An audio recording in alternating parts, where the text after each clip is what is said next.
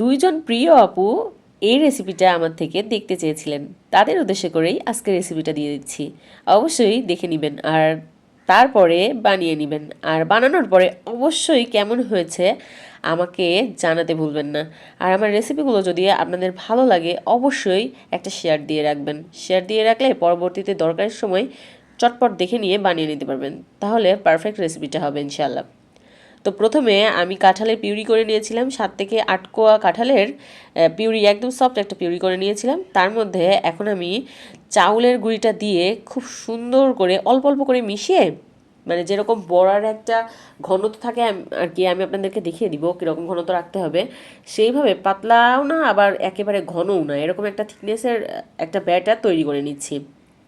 এখানে কিন্তু আর কোনো কিছুই আমি অ্যাড করি নাই, শুধু হচ্ছে কাঁঠালের পিউরিটা ছিল আর হচ্ছে এখানে আমি চাউলের গুঁড়িটা দিয়ে দিয়েছি। আর সামান্য পরিমাণ 3-4 চামচ পরিমাণে হচ্ছে টেবিল চামচ পরিমাণে আমি দিয়ে দিয়েছিলাম হচ্ছে ময়দা।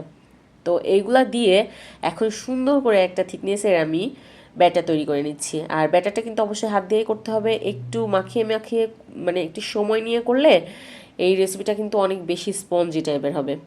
তো এই যে আমি এখন আমার মাখানোটা একেবারে শেষ হয়ে গিয়েছে, পারফেক্ট একটা ব্যাটার আমি পেয়ে গিয়েছি।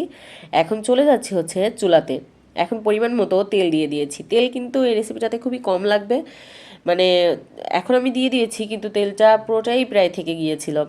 তো এখন এই যে আমি কিভাবে চামচ মানে 2টা চামচের সাহায্যে দিয়ে দিচ্ছি, এটা একটু দেখে বুঝে নিতে হবে। এভাবে দিলে মানে সুবিধা হবে। আর পিঠার সরি এই যেই বড়া পিঠা যেটাই বলেন সেটা হচ্ছে দেখবেন যে একেবারে পারফেক্ট হয়েছে। তো এখন এই যে একে একে দিয়ে দেওয়ার পরে এটা কিন্তু একদম লো হিটে একটু সময় নিয়ে ভেজে নিতে হবে, যেন ভেতর থেকেও সুন্দরভাবে কুকড হয়ে যায়।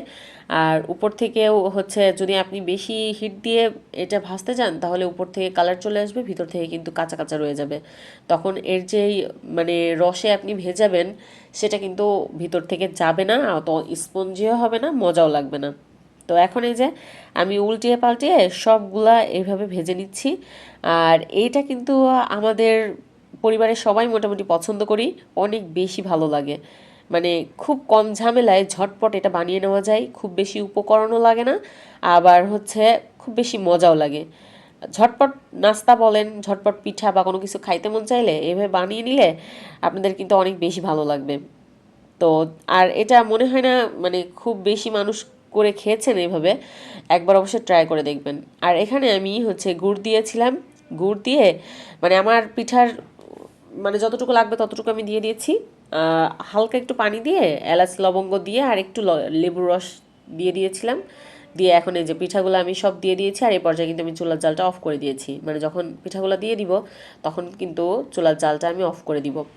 তো দিয়ে দেওয়ার পরে এখন খুব ভালো করে হচ্ছে মিশিয়ে দিয়েছি। এটা চাইলে কিন্তু আপনারা চিনি দিয়েও করতে পারেন, কোনো সমস্যা নেই। আর এই যে 1 ঘন্টা পরে যখন পুরোপুরি ঠান্ডা হয়ে গিয়েছে আমি আপনাদের দেখাচ্ছি কতটা সুন্দর হয়েছে। আর খেতে কিন্তু অসম্ভব মজা লাগে। অবশ্যই সবাই করবেন আর আমাকে জানাবেন কেমন হয়েছে। আল্লাহ হাফেজ।